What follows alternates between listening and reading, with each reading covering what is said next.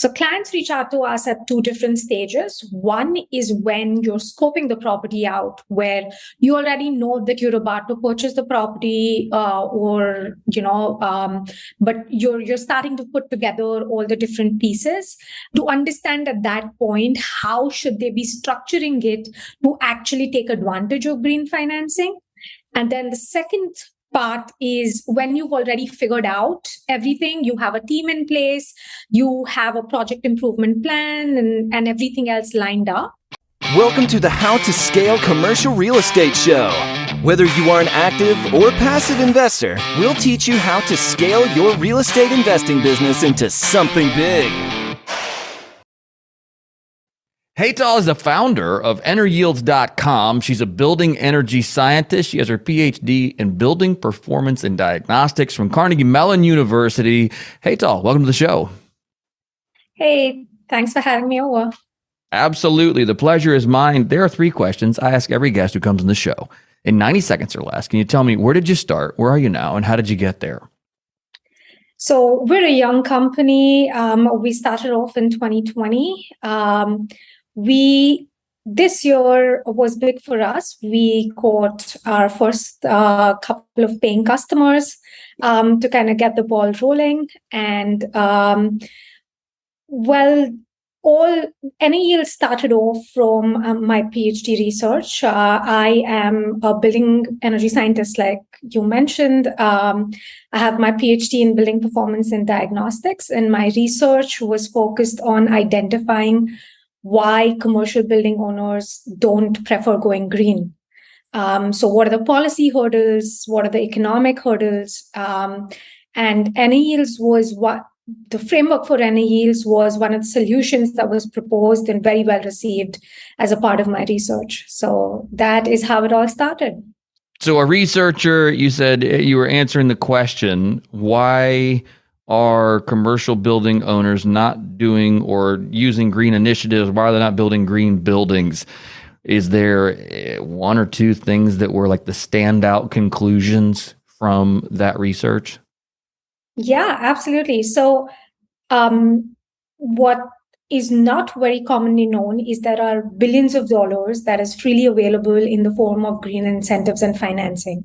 So even if you're bringing the building up to code or you're just doing like a gut rehab of the building, there's tons of money that could be available to bring down your blended cost of capital for a project. But these are fairly new. There is no standard process on how you can access this information, and they're very technical. And these are some of the hurdles that commercial building owners face, and that's why they refrain from using it because, one, they've never heard it, and second, if they've heard of it, it just seems like a lot of work. So that was the whole reason why we have EnerYields to kind of mediate between a commercial building owner and help them access, all these different forms of financing.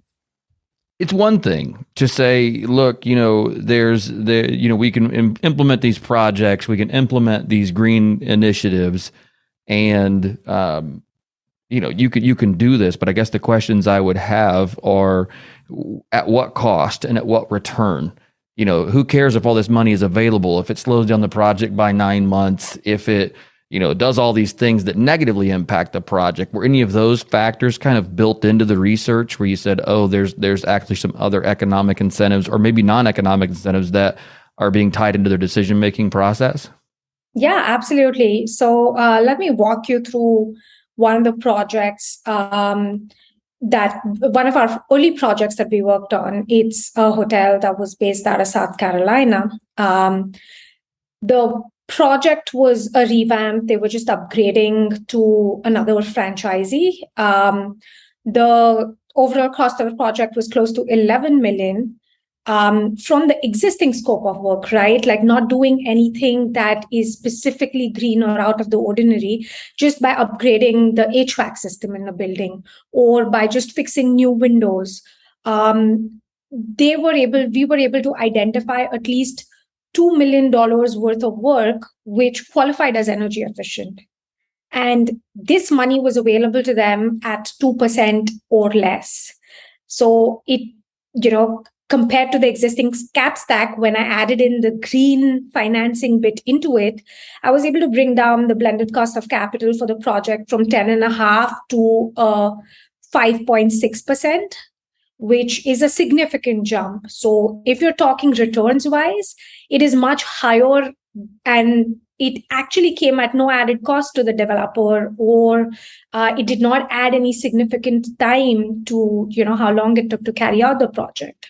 Right, and those are great. I mean, that's certainly I don't know anybody in commercial real estate investment that goes, "Oh, hey, cool. So you're going to save me money and you're going to make the project go easier." No, let's not do that. Like nobody says that, right? I think that's really cool. Absolutely. And when it makes sense, it makes sense. Tell me, you mentioned there an upgraded HVAC system. You mentioned, a Windows upgrade. Are there building improvements, that can be made that maybe aren't just I'm going to call it run of the mill. So forgive me if I offend you, but that just aren't, okay, Windows and HVAC upgrades. Are there things that you're seeing coming down the line that people should be thinking about when it comes to their buildings? So right now, electrification is getting a huge push, right? That is like moving away from your natural gas systems or other systems for heating the building, especially like if you're in colder climate zones. So you're seeing a lot of push for making your envelope more secure so that there is not a lot of heat loss. So that includes insulation, roof, windows, all of that. And then switching your systems to all electric systems. And there is a lot of money that is now being made available for this. Got it. So moving to more, and that goes down into the energy consumption side. Are there building materials that are coming out that are different maybe than what we've traditionally used in the past that you're seeing from your perspective that just aren't mainstream yet? Well, what more than innovative building materials getting approved, it is more about more and more consciousness towards moving towards Energy Star rated stuff. So knowing for a fact how much is that going to save you, right? How much energy is that going to save you? How much is that going to result in a reduction in your utility bill? So the way we had for appliances, now you have ratings for pretty much 50 to 60% of different building elements, and then for the building as a whole as well. And it's a good way to benchmark and know how your building is performing. Yeah, absolutely. I'm all for saving energy and all for saving money. I mean, when it comes down to what we're doing, this is an investment business, and it is there to benefit the people that live in our facilities or use our facilities. But there's no sense in being wasteful either. So finding ways to cut energy consumption, I think, makes all the sense in the world. And there's for what we do, there's some unique ways to do that. But finding and accessing the capital is what it sounds like you're really focused on. Obviously, you need to know the language of building materials and how you can implement that. But it sounds like you've really figured out a niche in finding and accessing the capital in order to help building owners go more green. Yeah, absolutely. So that is the goal, to help building owners and investors try to figure out a green cap stack for their project. There are multiple different green financing vehicles that are available. A lot of it is free money, which means it comes at 0% interest. It's like literally just given to you. And a lot of it is below market rate. So when you add that to your additional source of financing or your primary financing, it really impacts the way you look at the building. And while this is a lump sum cost, by doing this, you're also reducing the operational cost of your building. And as we know, the operational cost of a building is like 90% of the cost over the entire lifespan of a building. Yeah, absolutely. Other than maybe governments that print the money themselves, who is in the green cap stack financing business? So you have utility companies that provide rebates. And they also have some utility companies also have additional form of financing, like an on-bill financing program that is available to upgrade your building. You have, like you rightly mentioned, different sectors of government that are pushing for different stuff. Then you have nonprofits who are all focused on energy efficiency and energy efficiency financing. And you also have private companies. So CPACE is essentially a public-private partnership where the legislation is passed by the government, but the money is lent out to you by a private institution. There are a lot of moving pieces on this. What did you do to educate yourself and synthesize all of this into something meaningful? It sounds like that would have been years of research, just figuring out who the players are and how that really fits into this space. Yeah, this is extremely data intensive space, so to speak, because there are so many different financing vehicles, so many different players offering you financing, and the structure is very different for all of them. The core of EnerYields is our database of all different energy efficiency financing vehicles. So we maintain the largest database of its kind of all different green incentives and financing, which helps us just look at your scope of work or your project improvement plan and directly match the line items against our database and tell you where we can find you the money. So the effort is more on collecting the information and staying on top of it. And that's what enables us to do what we do today.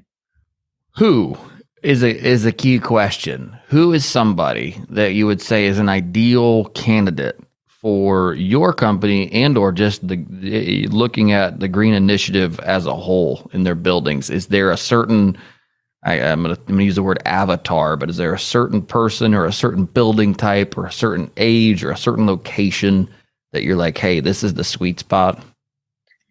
So we help all commercial and multifamily buildings. So that's commercial, multifamily, mixed use. The sweet spot to kind of take maximum advantage from green financing are projects anywhere above $1.5 million. So they're not necessarily for a single system upgrade. And currently, we are based out of 5 geographies. So we cover Michigan, New Jersey, New York, Massachusetts, and Florida. That's a lot, even so. Michigan, New Jersey, New York, Florida. What was the other one? New York, New Jersey, Michigan, Massachusetts, and Florida. Massachusetts. Okay. Yeah, are there different programs in every single state? Is that why scaling this nationwide is more challenging, or just haven't gotten there yet? Is that one of the? So federally, there are a few programs available. The private sector is mostly nationwide, but the public sector and the utilities are very specific to each individual state. So to understand what they're leaning towards and collecting all of that information kind of restricts in how we're scaling. Yeah, absolutely. And if I heard that number right, you said it was $1.5 million. Is that on the improvement plan? So say if we're putting under 1.5 million into the building, it just becomes kind of a no factor. It's the stabilized value of the property, actually. So, yeah. Oh, well, that opens up, on the commercial real estate side, almost everything. Not everything, but quite a bit of it. Yeah. Unless it's like a single system upgrade, like, okay, my AC broke down. Can you find me some money for it? Yeah, those might not be the ideal use cases, but. Right. I'm sure you could figure one system out on your own. Tell me this. So if it's $1.5 million on the stabilized property value, what is the project size where when somebody comes to you that it makes sense to place a phone call to you? So the minimum project size actually varies. It's about the scope of the work more so. So the process that we follow is, we do an initial screening to understand if this is a good fit. And we offer some preliminary, a high level information on what financing would be available to them. And if it seems interesting or lucrative enough, and then we do a deeper dive and provide them with something that we call a green report. Which gives them like a line by line breakdown of where they can find the money and how their, what the payback period looks like, etc. Right. Are there kind of like projects that are almost just green lighted from the go, where hey, we're looking to do, like you said, I'm going to use your example, HVAC and window upgrades. Okay, that's an easy one. It always gets done. Is there that type of a project, or is every project completely unique and new? No. So if it's a new construction project, we know that you're going to build a building up to code, so that's a green light. Right. So we know that you would be complying with certain measures. If the building has been vacant for a long time, or if you're rehabbing a really old property, that's a complete green light for us. So there are a few cues in there which tell us, and otherwise it depends on what systems you're upgrading. So lighting, HVAC, building envelope. It could even be seismic or, any kind of other retrofitting activity that you're carrying out. Got it. So when you say new construction, what do you guys see in the new construction world where you say, okay, new construction, but it's going to look differently? How? Like, what are the parameters? What things are happening in a new construction build maybe that wouldn't have been done otherwise? So the only reason why it makes it easier for us to underwrite a new construction property is because year by year the building codes become even more stringent, right? So by default, you're building a more energy efficient building. It's easier to model it and justify it for us to anybody who's giving you money to build a green building. So, and all the materials that are going in, because, the industry is advancing at such a fast pace, the materials that are going in are going to be fairly superior to the materials that you would have in an existing building. So we already know that the energy performance is going to be better. Yeah, absolutely. Absolutely. When should someone reach out to you? Let's say they're going to build a new building, or they are underwriting let's say it's a large multifamily acquisition that's going to require a significant amount of capital expenditure.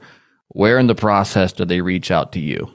So clients reach out to us at two different stages. One is when you're scoping the property out, where you already know that you're about to purchase the property, but you're starting to put together all the different pieces to understand at that point how should they be structuring it to actually take advantage of green financing. And then the second part is when you've already figured out everything, you have a team in place, you have a project improvement plan and everything else lined up. That is the second part when they reach out to us.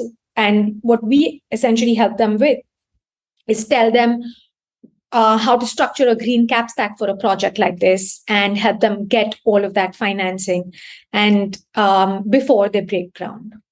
Yeah, no, that's absolutely fantastic. Hey, Hetal, thank you for taking the time to come on today and tell us about something, quite honestly, I just don't know very much about. I think that's kind of the beauty of someone like yourself, is that you've taken the time, literally taken the time doing your doctoral thesis in order to understand this product intimately and make a way for the rest of us, because as you probably are well aware, people like myself just would probably ignore it because of the amount of complications that go into actually figuring out what programs work. So thanks for taking the time to synthesize that and make this available to the rest of us. If our listeners want to get in touch with you, learn more about you, or schedule a consultation, what is the best way to do that? Best way to reach me is via email, and I'm happy to share that with you. My email address is hparekh@eneryields.com, and I'm sure Sam can have that. You can have that somewhere. And otherwise, you can check us out on our website, which is EnerYields.com. Fantastic. We'll make sure we put that all in the show notes. But for those of us who are listening, or maybe just driving down the road and go, "Hey, I want to make sure I remember that." Hetal's email is hparekh@eneryields.com. Is that right? Yes. Okay, that's ENERYE. Excuse me, I can't even speak today. That's ENERYIELDS.com, EnerYields.com. Hetal, thank you again for coming on the show today. I certainly appreciate it. Absolutely, Sam. It's been a pleasure.